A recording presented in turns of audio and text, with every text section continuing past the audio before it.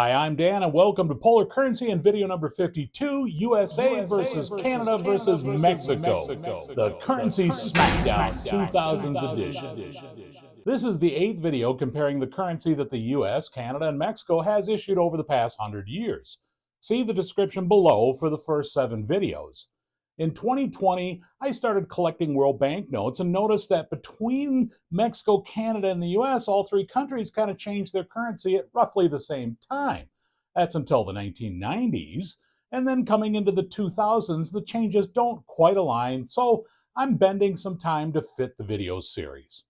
As always, I'm going to highlight the overall design, color, who or what's depicted on each note, and describe the security features and maybe some history. For the first time, all 3 countries rolled out a new design, and that's going to make a great battle royal for the 2000s. It also adds up to a kind of a long video, so take your restroom break now. As always, we'll start with Canada, then Mexico, and last but not least, the United States. Enough talk. Let's smack it down. In 2001, the Bank of Canada issued a brand new series, and of course it has a nickname, the Canadian Journey. The issue focuses on culture, history, and achievement, and was the first to be designed almost entirely on a computer. Only the portraits were hand-engraved, retaining a traditional look. Note sizes and dominant colors of each denomination and the portraits all remain the same as the Birds of Canada issue. A raised tactile braille feature was added to each note. The result is a beautifully detailed and layered banknote that makes up a highly cohesive series. An award-winning issue, actually. The $20 note won the International Banknote Society Banknote of the Year for 2005. I'll start with reviewing the main design features using the $100 note. The front has the Bank of Canada block turned 90 degrees and placed vertically on the far left side. Printed in French and English, the languages alternate back and forth on denominations, with each language being first or second. I mean, it's Canada, you gotta be fair. To the right is the metallic security strip with a small, colorized, also metallic raised denomination at the top, and the Canadian coat of arms at the bottom. The portrait is center left, followed by the main vignette, with each denomination depicting a different part of the building from Parliament Hill in Ottawa. Above the center vignette, Canada is spelled out along with the denomination, with English and French being alternated. In the middle right is the vignette description along with the legal copy bounded by a white border stretching to the far right edge. Again, the languages alternate between the denominations. In the upper right corner is a stylized maple leaf flag along with the raised tactile markers. The lower right has the large color denomination that has small maple leaves in the interior. The registration device is to the right of the large denomination, followed by the watermark window in the lower right center. The issue date is in the lower right corner. The reverse has a large white numerical denomination in the upper left corner. The interwoven security strips run vertically on the left. In the lower right area is a cultural illustration with microtext associated with the image. The registration device is at off-center lower left. The upper left center will have a design element that relates to the reverse main vignette, which is off-center right. Below that is the watermark window with the serial numbers and the vertical bars for the visually impaired along the bottom. The upper right spells out Canada in drop-shadowed text. The lower right has a colorized smaller numerical denomination printed with a raised ink. At the very bottom of the note is the text stating what year the note was printed. I've never seen that before on any banknotes, but certainly relates to coins and is kind of interesting. The security features are many for the Canadian Journey issue. I'll use the $10 bill for an example, beginning with Omron or Urian rings. These small circles form a pattern that imaging software detects, preventing digital copying. They're located on the front and back. The most visible feature is the large color-shifting metallic holographic security stripe on the front that displays a maple leaf alternating vertically with the large denomination that becomes encircled or outlined when tilted. Small numerical denominations serve as a background of the stripe. Overlaying the top of the holographic security stripe is a high-relief embossed metallic colored ink. A second narrow interwoven security strip, seen from the reverse, turns from green to gold and has the numeric denomination and CAN printed onto the strip. To the left of the lower right large denomination is the registration device that is seen with light from the front and back displaying the denomination. Embedded security threads only seen with ultraviolet light or UV light glow a green-yellow and are scattered randomly throughout the cotton linen paper. A watermark of the portrait and denomination is at the center lower right. From what I've been able to gather, there are at least 3 areas where microprinting is used. In the white vignette and legal text box, the text is repeated 6 times, with each line being reduced in size. Microprinting is also incorporated into the background design on the front and back. The last example of microprinting is incorporated into the large colorized denomination. The maple leaves are visible to the naked eye, but they are very tiny white numeric denominations contained in the numeral. Now that's just cool. A security feature that requires extremely accurate front-to-back printing is when the left and right side design areas bleed off the note. When the note is rolled into a cylinder shape, the designs align perfectly with the left and right side of the note. This is used both on the front and back. That's it for security features. Certainly a lot of high tech for 2004. Let's move on to the banknotes of the Canadian Journey issue. Canada's 7th Prime Minister, Wilfrid Laurier, is on the 2006 Blue 5. The west block of the Parliament buildings is seen in the small vignette. Have to admit that Sir Wilfrid does bear an uncanny resemblance to Spock from Star Trek. As a Trekkie, I found multiple examples of this graffiti. Amazing what a Sharpie can accomplish. Live long and prosper. The back of the 5 celebrates the theme Children at Play, with images of kids skating, tobogganing, and, of course, playing hockey. I mean, you're in Canada. A quotation from the book The Hockey Sweater by Canadian author Roch Carrier is also featured. The purple 2005 $10 note has Canada's first and technically 3rd Prime Minister, John A. Macdonald, and the vignette of the Library of Parliament. You should all know that that's the building that survived the fire in 1916. The theme Remembrance and Peacekeeping is illustrated on the back. A male veteran stands with a boy and a girl observing a memorial on Remembrance Day. In the background, a male master corporal from the land forces and a female officer from the naval forces keep watch. A female Air Force officer in a peacekeeping role appears in the center of the note. Beside the poppies in the lower left corner are lines from Lieutenant Colonel John McCrae's poem In Flanders Fields and its French adaptation by Jean Perisseau. Before moving on to the 20, it's worth noting that the Bank of Canada kinda had a false start with the Canadian Journey issue. The 2001 10 and 2002 5 were the first Journey notes issued, and they didn't have enough security features. There were problems with counterfeiting. The 2 notes didn't have the holographic security stripes, the embedded interwoven security strip, no UV threads, and no watermark. The front did have an iridescent overlay, and when tilted displays 3 maple leaves. This feature was not carried forward. The Bank of Canada made corrections, adding the same features in 2005 and 2006 that were already part of the 2004 $20 through $100 notes. The 2004 20 has become mostly green, accented with yellow, and is now the only denomination to bear the portrait of Queen Elizabeth II. The portrait is based off a photograph taken in 2000 by Charles Green, specifically for this note. The center vignette depicts the entrance of the center block of the Parliament buildings.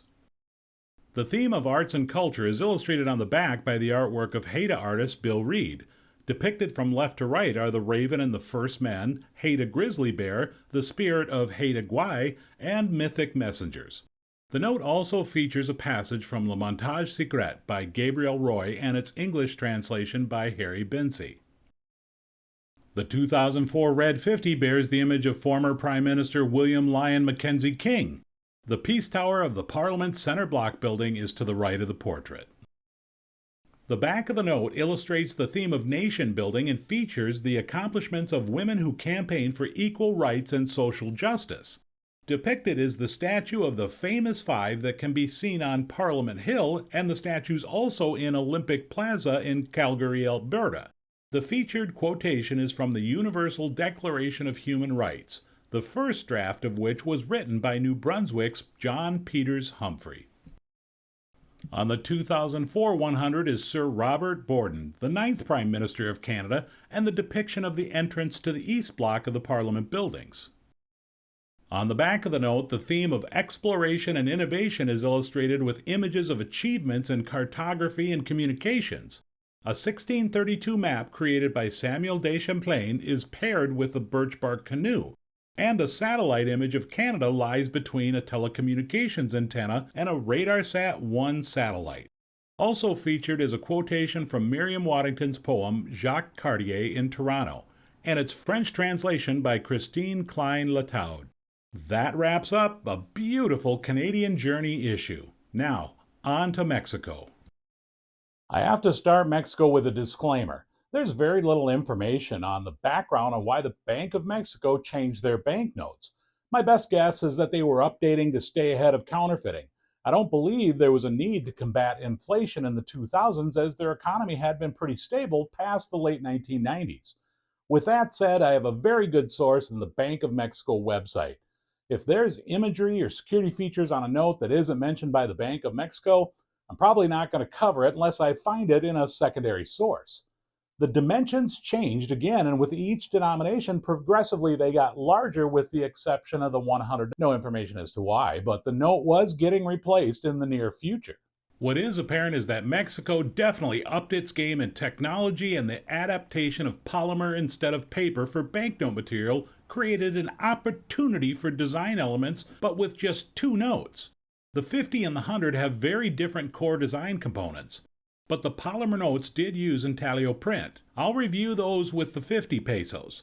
I'll then use the 200 pesos to go over the main design elements of the 100, 200, 500, and 1000 paper pesos. The banknote denomination colors almost remain the same except the 1000 from the previous issue. The front places the portrait right of center. The notes have two security windows on the right and left edge. In the right window, the denomination has been embossed with raised print along with a decorative detail. The upper left has a holographic effect, changing colors when the note is tilted. The center vignettes tend to be a bit smaller from previous issues. Top center is the Bank of Mexico and denomination block. The legal text is on the left center edge. The serial number is at the bottom, and what's unique is there is only one serial number for the polymer notes. The denomination is in the lower left and upper right corners, but they are vertically aligned, turned 90 degrees. The registration device is in the upper right corner. The reverse design components has the vignette in the center with the Bank of Mexico above. The seal of the Bank of Mexico is located on the left, and now there is only one. Previous issues had two different seals. To the left of that is the registration device. The denominations reflect the front of the note placement. The denomination is also spelled out at the bottom. I'll use the 200 pesos for an example for the 100 through 1000 denominations.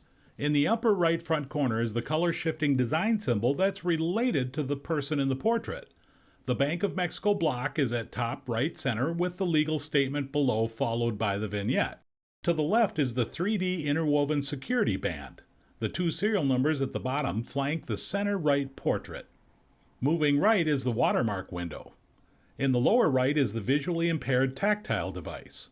Like the polymer notes, the denomination is placed vertically on the left and right.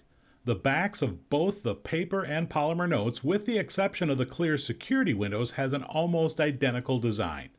So we'll move on to security features. Like Canada, Mexico brings many security features to the table. As you've seen, they began using polymer for 4 of their notes, including the 2007 commemorative. The clear security windows are very difficult to counterfeit. Again, like Canada, Mexico uses the left and right design areas that bleed off the note. When the note is rolled into a cylinder shape, the designs align perfectly with the left and right side of the note. The upper right corner registration device is used and seen with light from the front and back, displaying a completed map of Mexico. The paper banknotes have one of my favorite security features with the 3D image interwoven security band that gives movement and the illusion of depth. I mean, you have to admit that is cool. All the notes have the Urian rings or Omron rings to deter printers and photo software from recognizing the banknotes. The Polymer 20 and all the paper notes have watermarks as part of the banknote material. No clue why the polymer 50 pesos doesn't have this. Embedded UV security threads are scattered throughout the paper denominations. A security thread is embedded into the paper that goes through the center vignette. I could only identify 3 uses of microprinting. The first is the most visually obvious, where the legal text is reduced in size line by line. Microprinting is designed into the background on the front and the backs of the notes. And it's also used along the edge bleed-off design areas with the Bank of Mexico and the denomination spelled out. You can also see how clear the microtext prints on polymer with the 2007 100 pesos commemorative banknote. Alright, let's see what Mexico has depicted on their banknotes for the 2000s. Benito Juarez remains on the 2013 blue polymer 20 pesos. In 1858, he became Mexico's 26th president and is known for his human freedoms legislation. The main vignette is a drawing composed of a balancing scale symbolizing equilibrium of justice and a book which represents the reform laws enacted in 1859. The reverse depicts a panoramic view of the Zapotec city of Monte Alban, located in the state of Oaxaca. That dates back to 500 BC. To the left, below the bank seal, is a detail from an earring found in tomb number 7 of Monte Alban, and to the lower right is a fragment of a large mask of the Zapotec god of rain and thunder. The 2019 magenta polymer front of the 50 pesos has the portrait of Jose Maria Morelos, a Mexican national hero during the War for Independence from Spain. To the left of the image appears a frame made up of the Morelos battle flag, 2 intertwined cannons, a bow and an arrow, and the letters SUD. On the top of the frame appears, in diminishing microprinting, a passage from Sentiments of the Nation. At the upper left is a color-changing metallic monarch butterfly, which are the distinctive feature of the state of Michoacan, where Morales was born. The clear windows to the right take the shape of 2 monarchs. The back of the banknote is the aqueduct of the city of Moriela, Michoacan, named after Jose Maria Morales, constructed in the late 1700s. The monarch butterflies are represented again. To the left side of the aqueduct is the pre-Hispanic symbol of the state of Michoacan that represents the land of fish. Super weird that a country would actually issue a commemorative in 2007, or ever in the United States. But the front of this 100 polymer pesos displays a locomotive transporting revolutionary troops representing the armed movement which started in 1910. Next to the locomotive is one of the most emblematic images of the Mexican Revolution, the camp followers, or the Adelita. Here is the actual image used from the note. Fun to see the security window shaped like an ear of corn on the left. The reverse vignette is part of the mural entitled From the Porfirio Regime to the Revolution. It displays armed people surrounding the leader of the triumphant Mexican Revolution. Nezahualcóyotl, the monarch of the city-state of Texcoco, remains on the yellow-orange 2016 100 pesos. The allegory and the verses I love the song of Zezantle, the bird of 400 voices, is at center. The allegory comprises the drawings of a Zezantle, 4 symbols of the word, a piece of jade, a flower, and 2 seated men. The main element of the reverse is the Nezahualcóyotl-styled glyph vignette next to the drawing of an aqueduct from the High Temple of the Mexico Tenochtitlan main plaza. The 2015 green paper 200 pesos front features the portrait of writer Sor Inés de la Cruz. The vignette is a group of images comprised of books, an inkwell, 2 pens, and a library window where Sor Juana worked as a nun. The reverse depicts the Hacienda de Panhuayan, where Sor Inés de la Cruz lived, together with an embossing of the baptismal font of the Church of St. Vincent Ferre in Chimalhuacán, Estado de Mexico. In the background there is a view of the 2 volcanoes outside of Mexico City. The main motif is a self-portrait of muralist Diego Rivera, painted in 1941. The 2012 tan-brown 500 paper pesos center vignette is a painting, nude with cauliflowers, 1944, along with 3 paintbrushes and a palette representing Rivera's tools to create his art. This is the first and only appearance of Rivera on a Mexican banknote. The back has the 1940 self-portrait of Frida Kahlo, accompanied by one of her works of art entitled, and this is a long one, Love's Embrace of the Universe, Earth, I, Diego, and Mr. Solot, circa 1949. This is the only appearance of Kahlo on Mexican banknotes. The 2,000 pink violet paper 1,000 pesos front is the portrait of the first and main head of Mexico's independent movement, Miguel Hidalgo. The center vignette is the bell of Dolores, which Hidalgo rang, signaling a call to arms that triggered the Mexican War of Independence in 1810. The back depicts a scenic view of the University of Guanajuato, together with the university's interior window and a relief drawing from one of its doors, as well as a frog that refers to Guanajuato and a representation of the city's architecture. Well, that's it for Mexico. Again, a beautiful series, and now on to the United States of America. After 66 years of basically the same design, the U.S. Treasury Department decided it was time for a new look. On March 20th, 1996, the new issue was released with the $100 bill.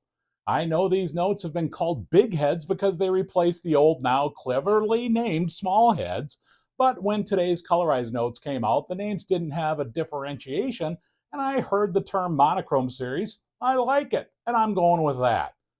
Only the 5 through 100 were redesigned, and the last of the notes were released into the wild on May 24th, 2000. The monochrome series is the shortest design for U.S. small-size currency, lasting about 7 years based on the series' issue dates. With the exception of a few tweaks, it was the first redesign since the 1950 series, and the first major redesign since 1928 when the size was reduced. That's almost 7 decades of the same design. You ever wonder why it was so short? It didn't have the low morals wardrobe malfunction like the 1896 educational series. I have a theory, but we'll get to that a little bit later.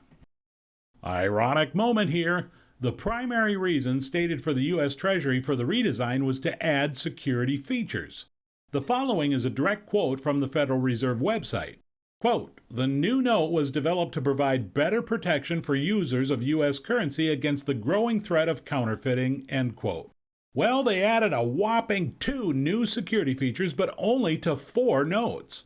The previous series already had a security threat in microprinting, and Canada and Mexico had about 54 more security features. Well, after 70 years, at least us U.S. paper currency collectors got something new to collect. In my opinion, the monochrome series barely qualifies as a redesign. There are no new subjects for portraits or vignettes. Yes, they were new, but nothing original. The portraits are 40% larger and off-center, so there's that. The lathe-work borders were greatly reduced in size, creating more negative space. The information on the note almost remained the same. The only real changes were the new generic Federal Reserve seal without the District Federal Reserve Bank name. A letter was added to the serial number. I guess you could call it a prefix letter to the prefix letter, which is a code correlating to the series year. And I'm pretty sure the green ink got darker. The serial number locations moved to opposite corners. That's something new. The 4 numbers identifying the Federal Reserve Bank went completely away, just combining the number with the letter that was in the old seal. They are printed just once under the serial number. Oh yeah, Washington, D.C., completely dropped. The reverse of the monochrome series did have updated vignettes, but not any different buildings. Like the fronts, negative space was created with drastic reduction in the lathe-work borders. Do you ever wonder when I talk about U.S. small-size currency changes that they're really boring and pretty insignificant? The monochrome series did have significant visual impact changes, and the BEP did manage to create something new that still looked familiar, which I give full credit to the engravers, who are incredible artists held accountable by federal bureaucrats. I do wonder if the monochromes were just a Bridge the Gap series plan to get from the small heads to the new colorized notes that did look very different, yet again very similar. Just my theory of why the monochrome notes were issued for such a short time period. As for the Treasury Department's all-important security features that were added, The monochrome series front lower right denomination was printed in an embossed raised ink that turns copper to green when tilted. And watermarks were added to the 5 through 100 denominations. And what's weird is that other countries around the world were putting watermarks in their papers since the 1700s and probably before that. The security strip was upgraded and now turns a different color for each denomination under UV light, although the pink in the 100 is barely visible, and I have two. All of the strips are in a different location specific to each denomination. Text is on the strip stating USA and the denomination and a tiny American flag symbol. Microprinting is used in two different locations on each denomination. The 5 and 10 have some flanking the portrait nameplates. The 5 and 50 have text integrated into the left and right border design. The 10, 20, and 100 have microprinting located inside the lower left denomination number that looks like shading. And the 50 and the 100 have the microprinting integrated into their clothing on Grant's shirt and Franklin's coat. Unless you count the state names on top of the Lincoln Memorial or the clock face on the 100, there is no microprinting on the reverse of the notes. And also, those have been there since 1928. The $1 and $2 bills did not and will not get a redesign unless by act of Congress. So instead of describing what you already know, let's answer the question, why not? It's because of the vending machine industry and their hired gun lobbyists. Vending machine companies don't want to spend money having to update machines to recognize a redesigned $1 bill. They claim that since the U.S.Treasury states that few people counterfeit the $1 bill, that it's unnecessary and not a good reason for a redesign. So in 2014, Congress drank the Kool-Aid and passed House Resolution 5016 that states, none of the funds appropriated in this act or otherwise available to the Department of the Treasury or the Bureau of Engraving and Printing may be used to redesign the $1 Federal Reserve note, end quote. And since no one uses the $2 bill, it got lumped together with the 1. With that BS out of the way, on to the $5 bill. There isn't much to talk about other than showing you the bills. Well, I got curious about where the portraits came from, so I'm going with that. Abraham Lincoln's portrait came from a photograph taken by Anthony Berger in 1864. The adaptation of the photo was first used on the 1882 $500 gold certificate. Very little changes to the Lincoln Memorial on the reverse. It is not the same engraving. The only substantial difference from the 1995 is there is no shadow going across the steps on the 99, but the shadows on the building remain the same. Now, that's curious because pretty much when I see the sun move, the shadows change. Alexander Hamilton's portrait is taken from John Trumbull's 1806 painting. A variation of the portrait first appeared on the 1907 $1,000 gold certificate. In 2015, he almost lost his spot on the 10, but thanks to the Broadway play, he became all popular and people figured out that Andrew Jackson was pretty nasty, and hey, they said, let's keep Hamilton.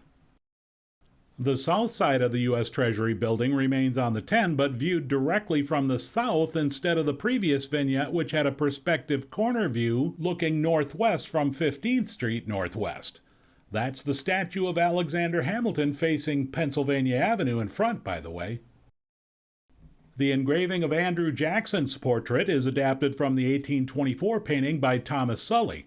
An adaptation of the portrait was first used on the 1878 $10,000 gold certificate. The engraving was modified for the 1996 monochrome 20. The reverse vignette of the White House gets a 180-degree turnaround. Since 1928, the view from the south lawn has been used. The 1996 saw the change to the opposite side of the north portico entrance, which was added in 1829. A variant of this portrait of Ulysses S. Grant was first used on the Series 1886 $5 silver certificate. Grant died in 1885, so now you know why he went on the note. It was engraved from a photograph, and this is unconfirmed, but most likely it was taken at the Matthew Brady studio in the latter part of Grant's second term. The 1996 has been slightly altered from the previous $50 notes dating back to 1914. The $50 reverse vignette also gets a 180-degree makeover. The lower angle view is now of the west side of the U.S. Capitol building, and you can no longer see the landscape of Washington, D.C. in the background. This portrait of Benjamin Franklin is the first used on U.S. currency. The engraving has been modified from the 1785 painting by Joseph Seaford du Plessis. The vignette of Independence Hall is almost the same as the previous issue, but there were some very minor modifications that you can see clearly comparing the clock towers. It's almost as if the engraving was strengthened. And that just about wraps up the United States of America. $100 serial numbers color sidebar. You can blame Timothy at collecting on the cheap for this fast fact about the monochrome series. The 100 is the only denomination of the series to have the district number letter in green. The 5 through 50 are all printed with black ink. No real reason why the 100 stayed green, but it did. And if you haven't checked out collecting on the cheap, you're not getting any smarter. Timothy knows his currency, and I appreciate him, his channel, and his support. He's also from Minnesota, so there's that. Thanks, Timothy. I really appreciate you letting me know that fact. It's one of those nuggets that I'm always looking for. Well, all three countries came out swinging and with new designs, but once again, the U.S. eliminated before the finals for two reasons. One, lack of color, and two, creativity. That leaves Mexico and Canada again. So the choice wasn't easy. Both countries really had beautiful banknotes, especially integrating the background designs and completely eliminating any borders. That was cool. I have to go with, well, what I just thought overall looked better to my eye. So the winner of the 2000 Smackdown is Canada!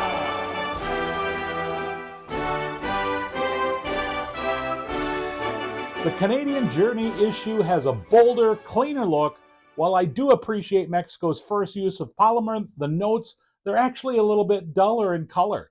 The paper notes that Canada has are much more vibrant. Same with Mexico's. They did a great job of adding new cultural symbols, but Canada, their use of security features integrated beautifully into their issue. Canada just also upped their game on not only culture, but also its history and achievement. And I love when they had the children playing hockey. I'm from Minnesota. How could I not love that? That's it for video number 52. As always, I appreciate your time.